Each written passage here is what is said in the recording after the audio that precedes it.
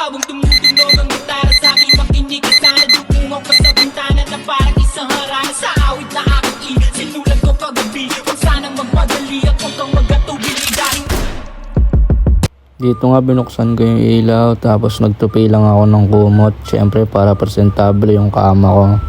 Maganda yun pag gigising ka sa umaga. Then, siyempre nagano ako, stretching ako para naman maano yung buto-buto ko. Then, naligo na rin ako kasi maaga, alas 6 yan eh. Then, lumabas ako alas 7. Ewan ko ba't ang tagal ko sa CR.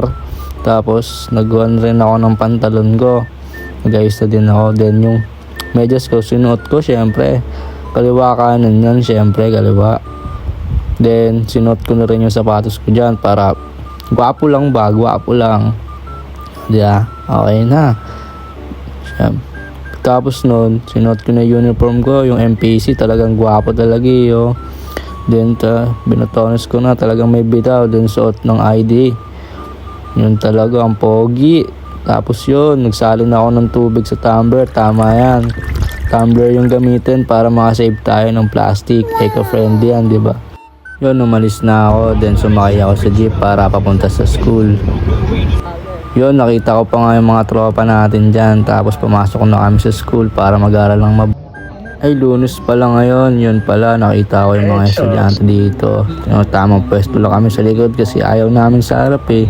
Hindi naman kami kagwapo eh. Yung kumain kami ng pandesal. Yung gamit ko nga po pala sa pandesal dyan, yung paper bag. Yun, pumasok na kami sa campus. Nakita ko pa yung dalawang pogi dito. Tapos pumasok na ako sa room. Sir, good morning sir. Na good morning ako dyan, syempre. Good morning, pre. Good morning, pre. Good morning, G.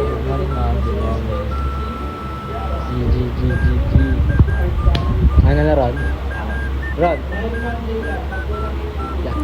Yun, tamang attendance lang ako dito para swabe lang, di ba? Kailangan yan, attendance is the most.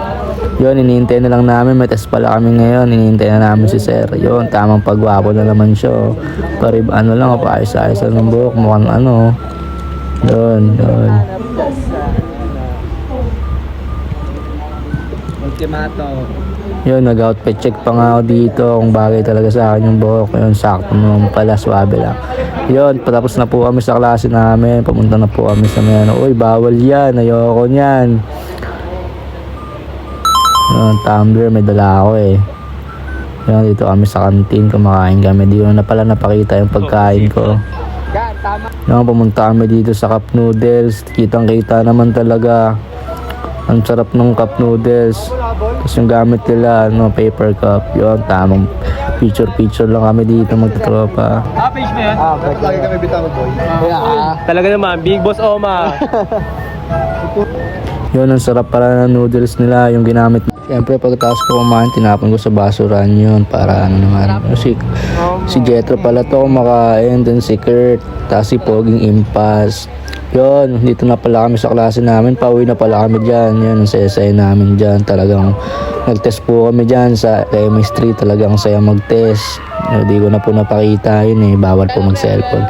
Yun, pauwi na kami, sobrang saya namin kasi nakauwi na naman kami mga mga gwapo lang, H-Buck or yun, thank you guys sa panonood.